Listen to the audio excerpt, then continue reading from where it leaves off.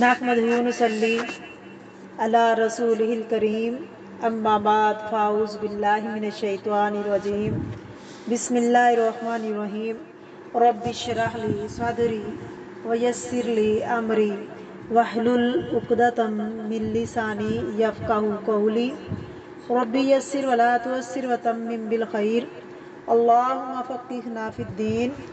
سورۃ آل عمران آیت نمبر 14۔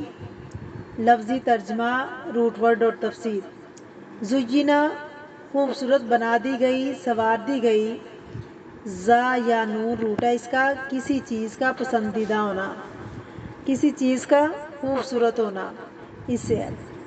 زینا یزینو تزیین، خوبصورت بنانا، آراستہ کرنا، دل میں کھپا دینا، للناسی لوگوں کے لیے، حب محبت، ہا بابا روٹ ہے اس کا، کسی چیز کو خوبصورت بنا دیا گیا، آراستہ کر دیا گیا۔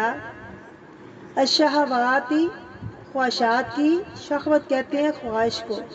شین ہا واو روٹ ہے اس کا، لفظی معنی ہوتا ہے آرزو کرنا، خواہش کرنا، نفس کا کسی چیز کی طرف شوق ظاہر کرنا، کسی چیز کی طرف انتہائی رغبت کے ساتھ مائل ہونا۔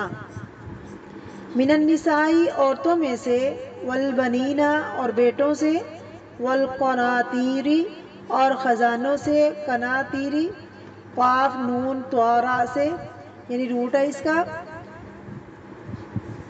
ربائی ہے، 4 حروف پر مشتمل ہے۔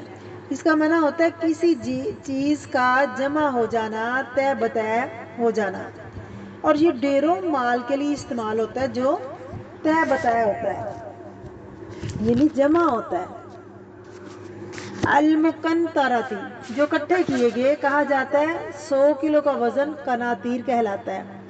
بعد میں اس سے زیادہ وزن کہا ہے، پیمانے میں فرق ہے، لیکن بنیادی طور پر یہ ڈھیر مار کے لیے استعمال ہوتا ہے۔ کس چیز سے؟ من الذہب، سونے سے، ذہب کا مطلب چلے جانا، سونا ایسی چیز ہے جو چلا جاتا ہے، نہ بھی جائے تو اس کے چلے جانے کا خوف رہتا ہے۔ والفضۃ، اور چاندی سے، فضہ کا لفظ ہے فا زوا سے، یہ کہتے ہیں منتشر ہونے کو، اس کا معنی ہے بکھرنا۔ سونے اور چاندی دونوں میں کیا مفہوم ہے؟ جانے کا خطرہ، بکھرنے کا۔ والخیل، اور گھوڑے، خا یا لام روٹ ہے اس کا، خیل کہتے ہیں اکڑ کر چلنا۔ فخر، غرور کرنے والے لوگ، گھوڑے کے لیے فخر کا مفہوم کیوں آ رہا ہے؟ گھوڑا اپنی اونچائی کے اعتبار سے اور اس پر بیٹھنے والا فخر غرور محسوس کرتا ہے، لیکن یہ فخر غرور کی کوئی بنیاد نہیں ہوتی، یہ صرف انسان کا خیال ہوتا ہے وہ بڑا ہے، حالانکہ حقیقت میں بڑا نہیں ہوتا۔ بڑا صرف اللہ رب العزت ہے۔ آپ اونچی سواری پر بیٹھ کر اونچا نہیں بن سکتے۔ المسومتی، نشان لگے ہوئے، اعلیٰ نسب کے۔ سین واو میم اس کا روٹ ہے، کسی چیز کی طلب میں جانا۔ اس میں 2 چیزیں آتی ہیں، جانا بھی اور طلب بھی کرنا۔ مسومتا کا معنی کہاں سے آتا ہے؟ نشان لگانے کا معنی کہاں سے آ گیا؟ کیونکہ انسان جب کسی چیز کی طرف جاتا ہے وہ اپنے نشانے تک ہی جاتا ہے۔ مثلاً آپ کسی چیز کی طلب میں جائیں گے تو ادھر ادھر نہیں جائیں گے، اپنے مقام تک ہی جائیں گے۔ والانعام، اور مویشی جانور، نون عین میم روٹ ہے، اونٹ، گائیں، بکری سب کے لیے آتا ہے۔ عرب خصوصاً اونٹ کے لیے یہ لفظ نعم استعمال کرتے ہیں، اسی سے نعمت کا روٹ بھی ہے۔ نعمت کیا ہے؟ مویشی جانور بھی ایک طرح سے کیا ہے؟ اللہ کی بہت بڑی نعمت ہے۔ سرخ اونٹوں کے لیے حدیث میں لفظ نام آیا ہے۔ والحرثی، اور کھیتی، ذالک، یہ متاع 8 فائدے کی چیزیں ہیں۔ الحیات الدنیا، دنیا کی زندگی کی۔ دنیا کو دنیا کیوں کہا جاتا ہے؟ فائدے حاصل کرنے کے لیے، کیونکہ انسان دنیا میں کیا کرتا ہے؟ فائدہ حاصل کرتا ہے۔ دنیا کا روٹ کیا ہے؟ دال نون واو۔ قریب کو بھی کہتے ہیں اور کمتر کو بھی کہتے ہیں، گھٹیا کو بھی کہتے ہیں۔ تو دنیا ہمارے قریب ہے، آخرت کے مقابلے میں آخرت میں ہم بعد میں جائیں گے، پہلے دنیا میں ہے، یعنی دنیا کی مدت بھی کم، مرتبہ بھی کم اور حیثیت بھی کم ہے۔ واللہ، اور اللہ تعالیٰ، عندہ، اس کے پاس، حسن، اچھا ہے، حسین، روٹ ہے اس کا، المآب، ٹھکانہ ہے، حمزہ و با، روٹ ہے اس کا، مراد ہے جنت۔ تو جنت کے مقابلے میں دنیا کم درجے کی چیز ہے۔ بسم اللہ الرحمن الرحیم۔ تفسیر۔ زینا للناس، خوبصورت بنا دی گئی لوگوں کے لیے، خوشنما کر دی گئی، پسندیدہ بنا دی گئی لوگوں کے لیے کیا چیز؟ حب، محبت، محبت خوبصورت بنا دی گئی، کس چیز کی؟ محبت۔ الشہوات، خواہشات کی محبت خوبصورت بنا دی گئی لوگوں کے لیے، خواہشوں کی محبت اٹریکٹیو بنا دی گئی۔ کن کن چیزوں کی خواہشات؟ من النساء، عورتیں، والبنین، اور بیٹے، والقناطیر المقنطرۃ، مال کثیر، ڈھیروں مال، من الذہب والفضۃ، سونے اور چاندی میں سے، والخیل المسومۃ، اور نشان زدہ گھوڑے یعنی سواریاں، عمدہ سواریاں، والانعام، اور مویشی جانور، والحرث، اور کھیتیاں۔ کتنی چیزوں کا ذکر ہے؟ 7۔ لیکن یہ صرف 7 نہیں ہے، ان کی لسٹ لمبی ہے، لیکن یہاں اللہ تعالیٰ نے تو پیورٹی 7 چیزیں ہیں، ان کا ذکر کیا ہے؟ ان 7 چیزوں کی خواہشات میں لوگوں کے لیے بڑی اٹریکشن ہے، یعنی چاہے وہ چیزیں بعض ہیں یا نہیں، لیکن ان کی طلب، خواہش، شوق اور ان کی طرف رغبت، یہ خیال لوگوں کے دل میں بڑا خوش کن ہے، لوگ اس کے خیال سے بھی خوش ہوتے رہتے ہیں۔ یہاں یہ نہیں کہا کہ عورتوں کی محبت خوبصورت بنا دی گئی، کیا کہا گیا؟ خواہشات کی محبت۔ اور یہ خواہشات کن چیزوں کے متعلق ہو سکتی ہے؟ یہ جن جن کا ذکر کیا گیا ہے، یعنی اس میں فرق ہے، کسی چیز کی محبت میں اور اس چیز کی خواہش کی محبت میں بعض اوقات اس کو سمجھنے میں مشکل ہوتی ہے، غور زیادہ کرنا پڑتا ہے، غور کرنا چاہیے کیونکہ معنی گہرا ہے۔ ایک ہوتی ہے چیزوں سے محبت، مثلا آپ کو اپنا بیگ اچھا لگتا ہے، اپنی جولری اچھی لگتی ہے، یہ ہے چیز سے محبت۔ دوسرا ہے محبت چیزوں کی، خواہش سے محبت۔ چیزوں کی محبت اس وقت ہوتی ہے جب وہ آپ کی ملکیت میں ہوتی ہیں، جیسے جولری وہ آپ کے پاس ہے، اس سے اور طرح کی محبت ہے، اور جولری چاہیے سنار کی شاپ پر ہو، لیکن لوگوں کی خواہش اس میں ہوتی ہے۔ کتنا خوبصورت ہے، کتنا اٹریکٹیو ہے، حالانکہ وہ آپ کا نہیں۔ عورتیں جب بازار میں جا رہی ہوتی ہیں نا، ان چیزوں کی خواہش لوگ چھوڑنے کو تیار نہیں، وہ خواہش دلوں پر چھائی ہوئی ہے، خواہش اندر سمائی ہوئی ہے، خواہش کو اپنے سے جدا نہیں کر سکتے۔ چیز ہو بھی سکتی ہے، نہیں بھی ہو سکتی، دونوں صورتوں میں۔ ایک شاعر کہتا ہے الہی مجھ سے جدا نہ ہو الفت لیلا کی۔ لیلا ایک سٹوری، لو سٹوری ہے، اس میں مجنوں اور لیلا کا ذکر آتا ہے، گو اس میں محبوب کی مجنوں ہے، وہ کہتا ہے اس کی محبت ہے الفت لیلا، وہ الفت مجھ سے نہ ہٹے، یعنی محبت نہ نکلے، کیونکہ وہ اس محبت کا تصور جو ہے وہ اس کے اندر گم ہے، جو اس کی ذہنی عیاشی ہے، وہ اس سے الگ نہیں ہونا چاہتا، کیونکہ لیلا تو اس کے پاس ہے ہی نہیں، اس کے پاس لیلا کا خیال ہے یا اس کی خواہش ہے، تو کہتا ہے یارب مجھ سے یہ خواہش نہ نکلے، میرے دل سے کبھی خواہش نہ ختم ہو۔ زُیِّنَ لِلنَّاسِ حُبُّ الشَّہَوَاتِ، جب چیز آپ کے پاس ہوتی ہے تو وہ اس کی محبت نہیں بھی رہتی، لیکن جو خواہش ہے وہ ایسی بڑی چیز ہے کہ وہ مر کے بھی ختم نہ ہو شاید۔ نبی کریم صلی اللہ علیہ وسلم کی حدیث میں آتا ہے کہ اگر ابن آدم کے پاس 2 وادیاں بھی ہوں تو وہ کہے گا تیسری بھی ہونی چاہیے، یعنی جو مال کی محبت ہے، 2 وادیاں سونے کی بھری آ جائیں تو وہ محبت نہیں ختم ہوتی، شہوت نہیں ختم ہوتی، تو وہ کیا کہتا ہے ایک اور بھی آ جائے۔ وہ لالچ اپنی جگہ پر برقرار ہے، چیز کا ہونا یا نہ ہونے سے اس کو کوئی فرق نہیں پڑتا، اور فرمایا اس کا پیٹ صرف مٹی سے بھرے گا، یہ خواہش مٹی میں جا کر ختم ہوگی۔ ایسا کیوں کہا؟ کیوں ایسا؟ ان چیزوں کی اٹریکشن رکھ دی گئی اور پھر انسانوں کا امتحان کر لیا گیا کہ اب بتاؤ کیا کرتے ہو۔ وہ سب چیزیں دنیا میں موجود ہیں، خوبصورت بھی ہیں، لوگ انہیں طلب بھی کرتے ہیں، اور پھر ان کی اٹریکشن بھی دلوں میں ڈال دی گئی۔ کوئی یہ نہیں کہہ سکتا مجھے ان میں سے ایک چیز بھی پسند نہیں، کوئی نہیں کہہ سکتا۔ اگر کوئی کہے گا جھوٹ کہے گا۔ ہو سکتا ہے کسی کے دل میں سب کی ہو اور کسی کے دل میں صرف ایک کی ہو، زیادہ کی نہ ہو۔ کہا گیا ہر انسان کے اندر ایک خواہش ضرور رکھی گئی ہے۔ رکھی کس نے رکھی ہے؟ اللہ رب العزت نے۔ کیوں رکھی ہے؟ کیونکہ اللہ تعالیٰ سورۃ کہف میں فرماتے ہیں زمین پر جو کچھ ہے سب کا یہی زینت ہے، سب کے اندر اٹریکشن ہے، لیکن ان چیزوں کے اندر خاص اٹریکشن ہے۔ سوال یہ پیدا ہوتا ہے کیوں رکھی گئی؟ سورۃ ملک میں آتا ہے نا کہ ہم نے آسمانوں اور دنیا کو زینت بخشی ستاروں سے۔ سوال یہ پیدا ہوتا ہے کیوں رکھی گئی؟ تو سورۃ ملک میں آتا ہے کہ ہم نے آسمانوں اور آسمان دنیا کو زینت بخشی ستاروں سے۔ ستارے والے آسمان کے نیچے رہتے ہوئے انسان سے کیا مطالبہ ہے؟ ستاروں میں نہیں اٹکنا، ستاروں کی اٹریکشن میں نہیں پھنسنا، ستاروں سے آگے جہاں اور بھی ہے اور اس سے آگے بھی بہت کچھ ہے، وہاں تک جانا ہے۔ لوگوں کے لیے خوشنما بنا دی گئی خواہشوں کی محبت۔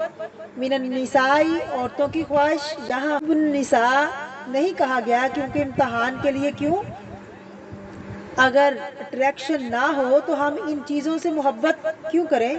اگر محبت نہ ہو تو طلب نہ ہو، اگر طلب نہ ہو تو امتحان ہی نہیں۔ امتحان کہاں ہوتا ہے؟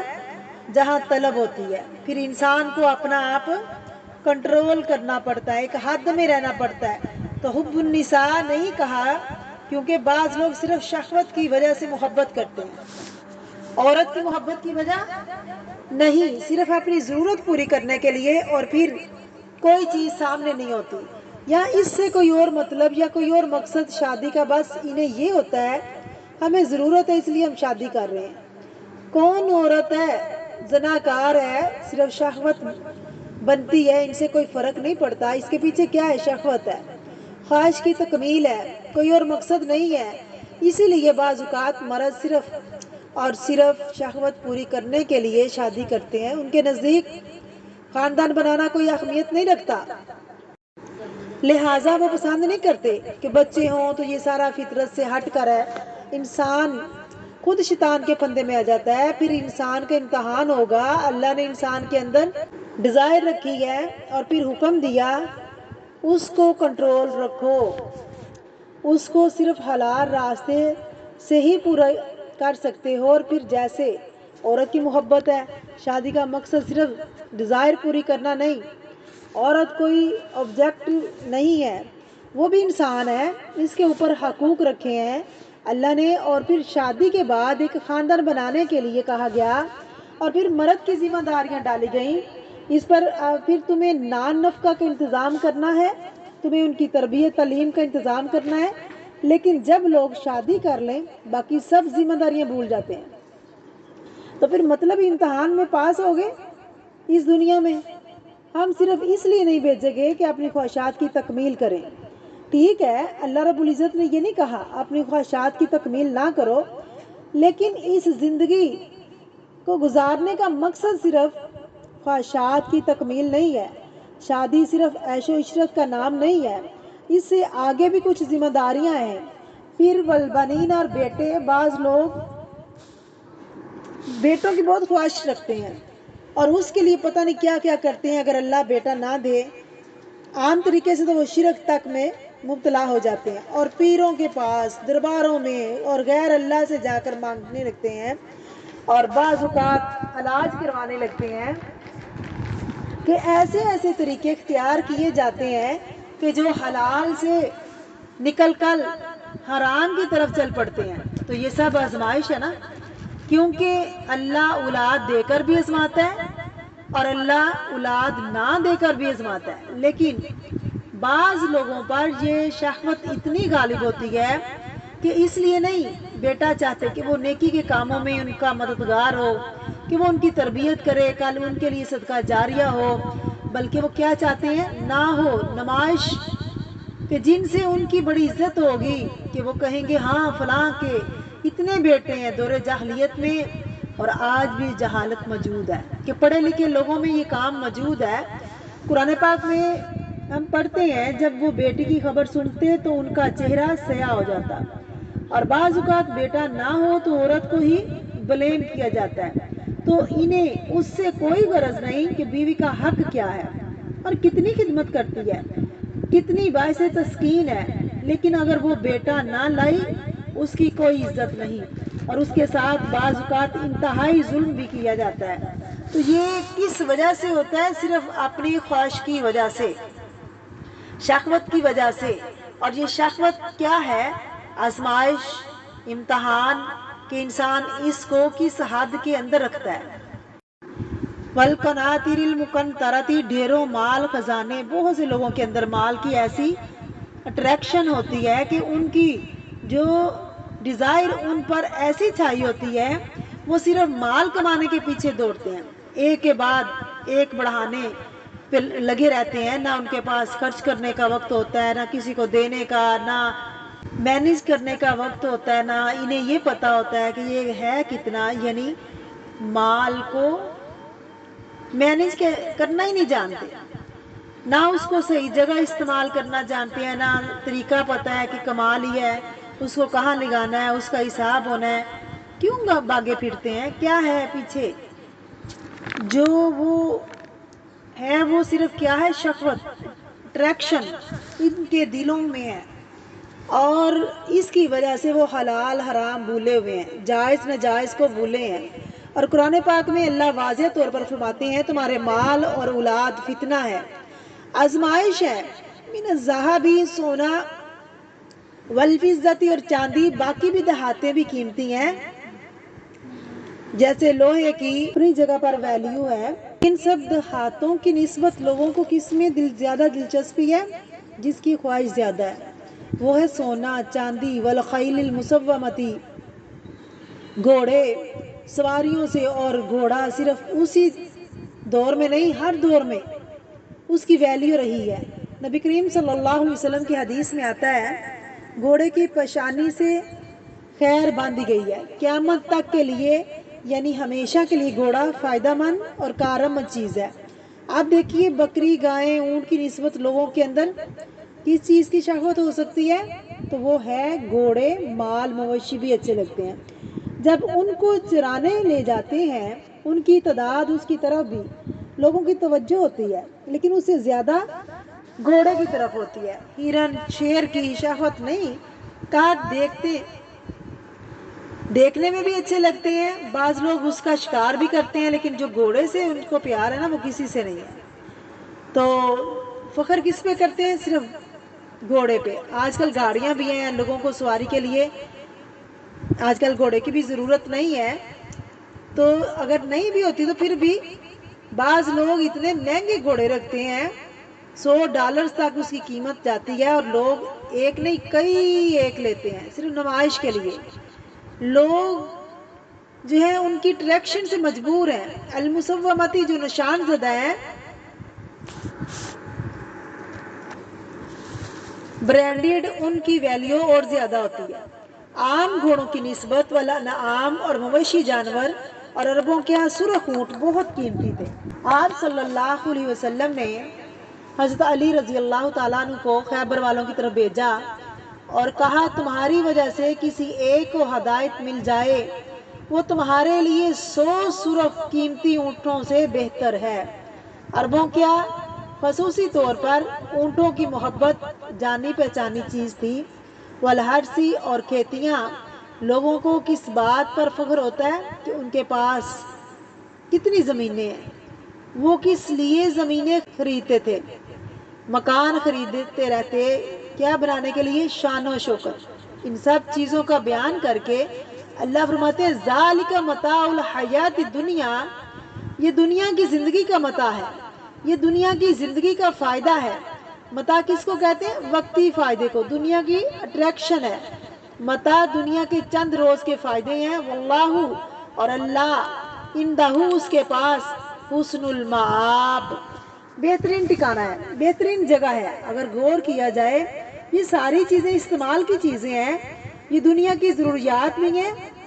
کوئی مرد اکیلا نہیں رہ سکتا، عورت اس کے لیے ایک ضرورت ہے، اسی طرح بچے بھی ایک ضرورت ہے۔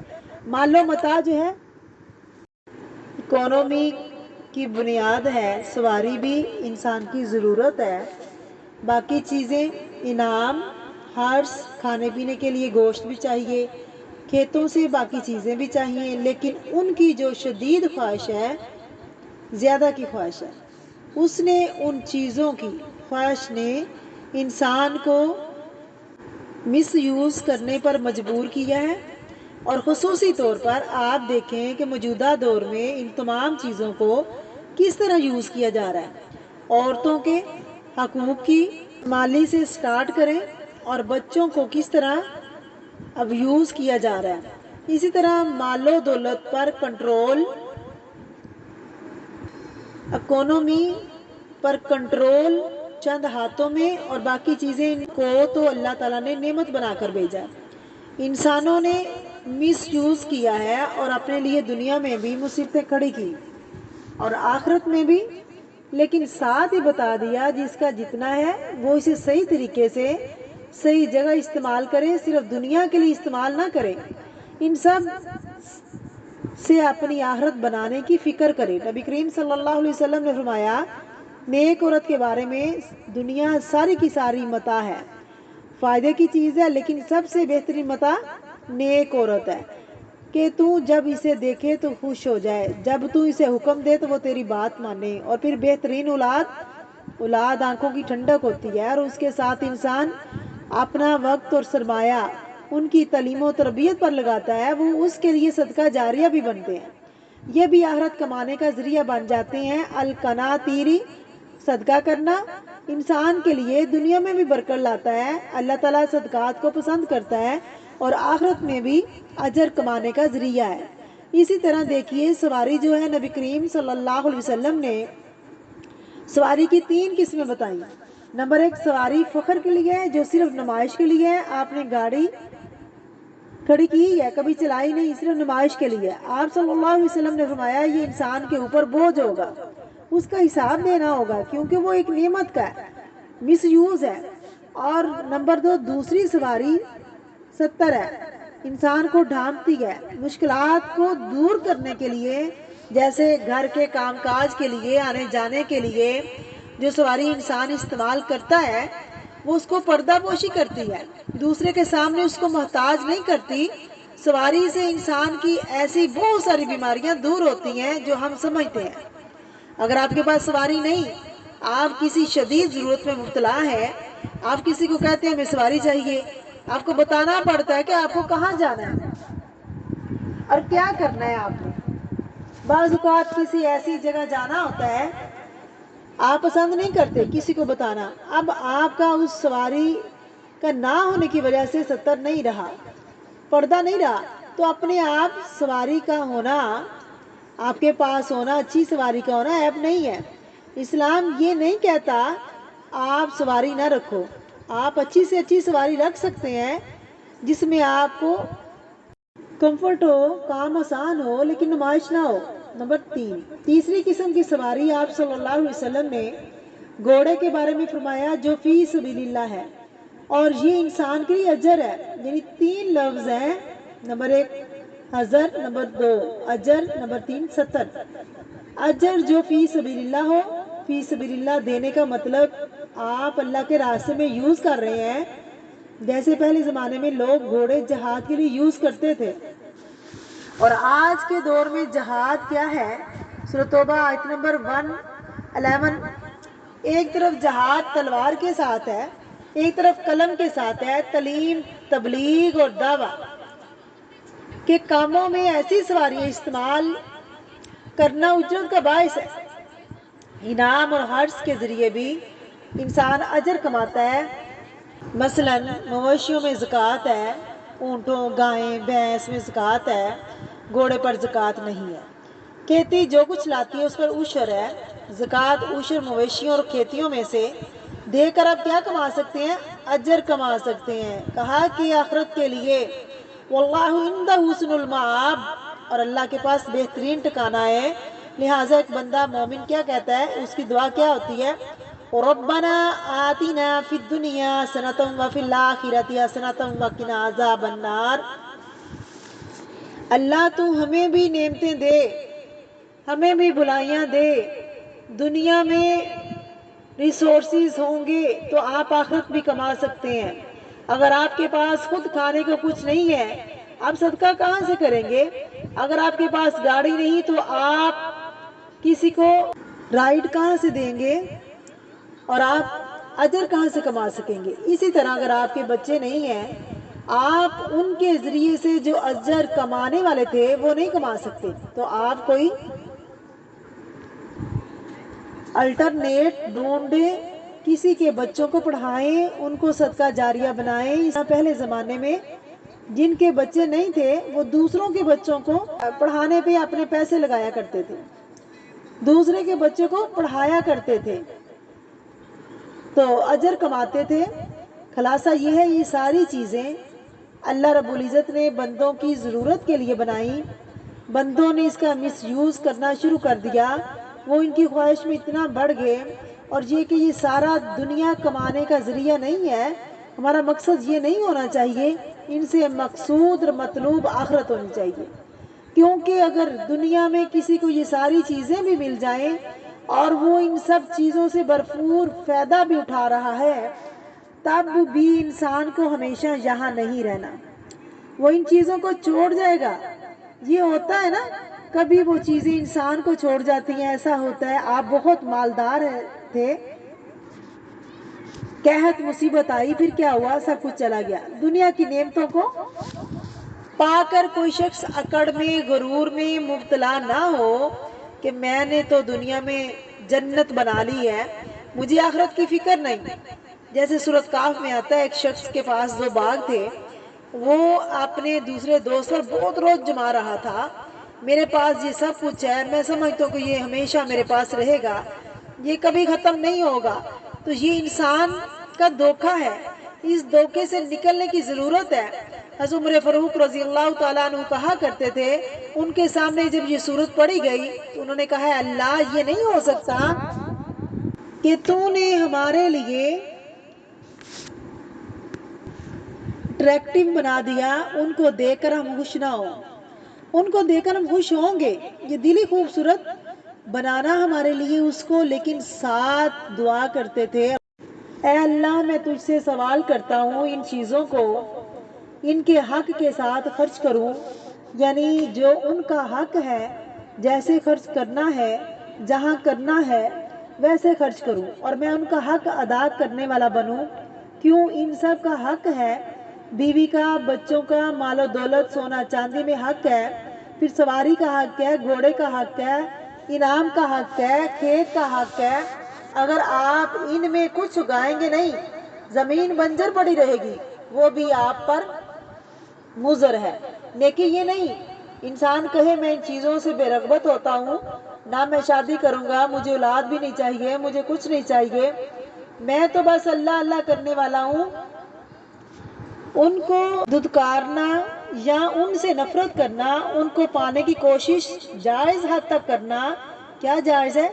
جس میں اللہ کو نہ بھولیں، اور ان کو پا کر ان پر خوش ہونا جائز ہے، لیکن ان کو پا کر اللہ کو بھول جانا نہیں جائز، کیونکہ مال اور اولاد فتنہ ہے۔ تو قرآن پاک میں کیا آتا ہے؟ اے ایمان والو، تمہارے مال اور اولاد تمہیں اللہ کی یاد سے غافل نہ کریں، یہ ہے اصل چیز انسان کے اندر۔ ان چیزوں کی خواہش فطری چیز ہے، کسی بھی چیز کی خوبصورتی، اس کی چمک انسان کو اپنی طرف اٹریکٹیو کرتی ہے، ظاہری بیوٹی بھی انسان کو اپنی طرف مائل کرتی ہے۔ جب انسان ان میں مائل ہوتا ہے تو اس کا امتحان شروع ہو جاتا ہے کہ انسان کنٹرول کر لے، اللہ کی محبت سے آگے نہ جائے، چیزوں کی محبت اور اللہ کی اطاعت سے غافل نہ ہو اور ان کی ظاہری چیزوں کی امپریس ایسا نہ ہو کہ وہ آخرت کو بھول جائے۔ وہ کیسے ہوگا؟ جہاں اس کا اٹریکٹیو پہلو دیکھ رہا ہے وہ اس کا دوسرا پہلو بھی دیکھے۔ دوسرا پہلو کیا ہے؟ جہاں یہ ساری چیزیں خوبصورت ہیں، اٹریکٹیو ہیں، وہاں آزمائش بھی ہے۔ نبی کریم صلی اللہ علیہ وسلم نے فرمایا، میں نے مردوں کے لیے عورت سے بڑھ کر کوئی فتنہ نہیں چھوڑا۔ مال کو کیا کہا؟ یہ میری امت کا سب سے بڑا فتنہ ہے۔ اسی طرح باقی چیزوں کے بارے میں بھی کچھ نہ کچھ آتا ہے۔ دنیا ہمیں اپنی طرف کھینچتی ہے، ہمیں خود کو اللہ کی طرف کھینچنا ہے، اس کا نام ہے جہاد۔ اور جو یہ جہاد کرے گا، اپنے نفس پہ قابو پائے گا، تو اس کے لیے پھر آخرت میں اجر ہے، اس کے لیے آخرت میں جنت ہے، اللہ کا دیدار ہے۔ اللہ تعالیٰ ہمیں دنیا کے ساتھ ساتھ آخرت کی تیاری کرنے والا بنائے۔ آمین۔